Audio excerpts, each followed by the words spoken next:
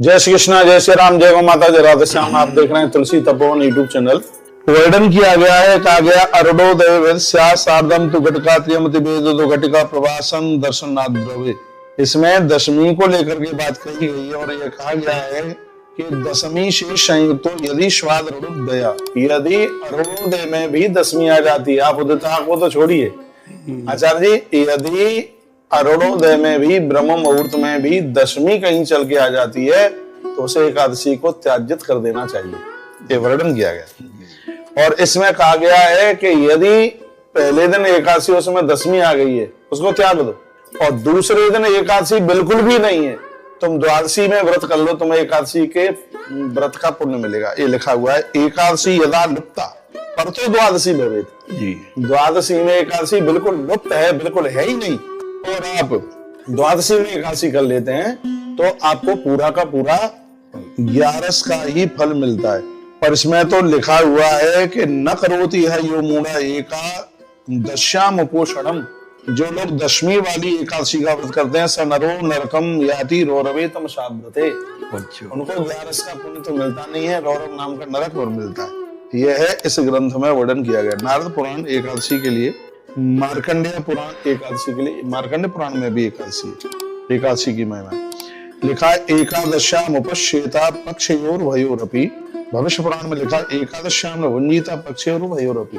आप दोनों एकादशियों का व्रत करते हैं तभी आपको उसका पुण्य प्राप्त होता है। ये नहीं कि आप एक पक्ष की एकादशी करें और एक पक्ष में आप भोजन कर ले, नहीं।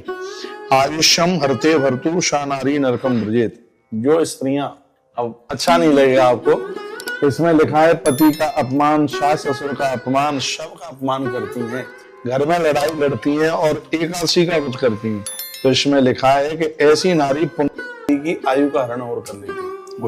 इसलिए मैं अपनी माता बहनों को निवेदन करूंगा, और मैं ये नहीं कहूंगा कि गलतियां आपकी ही हैं, मैं आपको बहुत निवेदन पूर्वक कहना चाहूंगा, ये मर्द भी कम नहीं है, बहुत परेशान करते हैं। तो आप अपने धर्म के ऊपर बिल्कुल अड़िग रहिए। फिर ये सब व्रत कल्याणकारी हैं, बहुत कल्याण करते हैं।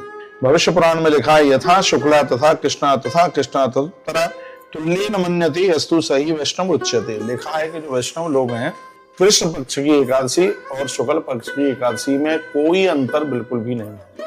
तो इस वीडियो के माध्यम से मैं आपको यह निवेदन करने के लिए जा रहा हूँ, हेमाद्री मते में भी एकादशी की महिमा लिखी गई है। शुद्धाम बुद्धाम देव नंदा त्रिधा न्यूनम समाधिकम षड प्रकारा पुनस्त्रे द्वादश समाधिक। आगे आगे 3 दिन में व्रत पूरा होने वाला व्रत यदि आप द्वादशी में एकादशी करते हैं, ब्रह्म मुहूर्त में अरुणोदय काल में 11 बस चल करके आ जाए तो आपको उसे एकादशी का अनंत गुना फल प्राप्त होगा। तो अब के बार जो एकादशी 21 तारीख को पड़ रही है, ये बिल्कुल भी करने के लायक नहीं है आचार्य जी। इसलिए करने के लायक नहीं है, इसमें लगभग सूर्योदय हो रहा है 5:23 या 24 मिनट पे हो रहा है, 24 पे है, 24 पे हो रहा है ना, तो 23 से 24 तक हो रहा है। तो ये 21 तारीख की बात बता रहा हूँ। और इसमें एकादशी आरंभ हो रही है 7 बज के कुछ मिनट पे आरंभ हो रही है, 23 मिनट एकदम 7 बज के 18 ऐसे कुछ आरंभ हो रही है। तो अब देखो, वो उदिता में भी नहीं है, एकादशी उदिता में भी नहीं है, ब्रह्म मुहूर्त में दशमी और उदिता में दशमी। तो इसलिए हर प्रकार से 21 तारीख का जो एकादशी का व्रत है वो त्यागने के लायक। इसमें आप दान पुण्य कर सकते हैं, व्रत नहीं कर सकते बिल्कुल, ऐसा इस ग्रंथ में वर्णन किया गया है।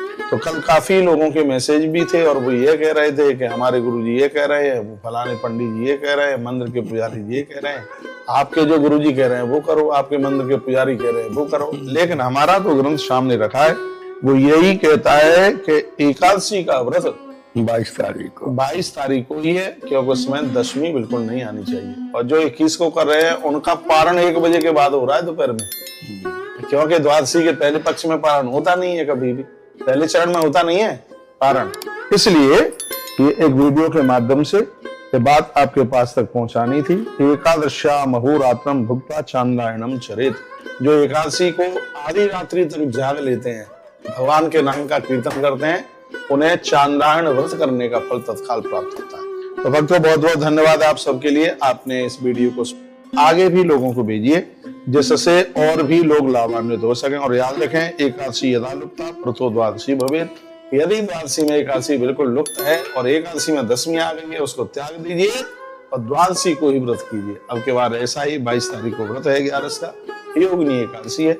आचार्य जी ग्रंथ में लिखा है कि एक योगिनी एकादशी का व्रत करने से 88,000 ब्राह्मणों को भोजन कराने का फल। इतनी बड़ी महिमा, ताप प्रताप संताप सब समाप्त हो जाते हैं। बोलिए एकादशी मैया की जय हो।